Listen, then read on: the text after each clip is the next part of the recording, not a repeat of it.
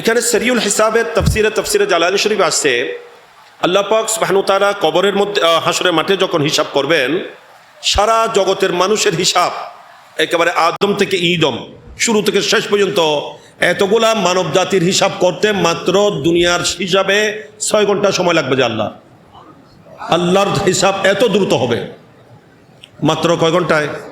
নিসফুন নাহার, 6 ঘন্টার মধ্যেই সকল মানুষের হিসাব আল্লাহ তাআলা সুসম্পন্ন করবে।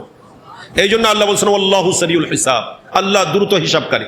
আজকে কম্পিউটার তৈরি হয়েছে বিভিন্ন মাধ্যমে, আমাদের কাজগুলা এক মাসের কাজ দেখা যায় এখন একদিনে হয়ে যাচ্ছে, হচ্ছে কিনা? এটা মানুষের আইডিয়া, মানুষের ব্রেন। এই ব্রেন, মস্তিষ্ক, জ্ঞান মানুষকে কে দিয়েছেন? তো মানুষের হিসাবে যদি 1 বছরের কাজ 1 মাসে হয়, 1 মাসের কাজ একদিনে হয়, তা আল্লাহর হিসাবের ব্যবস্থাটা কেমন হবে, কেমন দ্রুত হবে? আল্লাহর নবী বলছেন মাত্র 6 ঘন্টার মধ্যেই সারা বিশ্বজাহানের হিসাব শেষ হয়ে যাবে। হ্যাঁ, হাসরের মাঠ 50,000 বছরের সময় লাগবে, যে এটা হিসাব শুরু হতে দেরি হবে, যে বিচার কার্য শুরু হতে দেরি হবে, যে শুরু হলে কিন্তু মাত্র 6 ঘন্টার মধ্যে শেষ হয়ে যাবে। সুবহানাল্লাহ।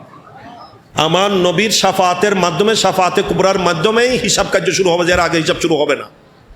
মানুষ নিরুপায় হয়ে সকল নবীদের দরবারে ধর্ণা দিয়ে শেষ পর্যন্ত নবীর দরবারে আসবেন।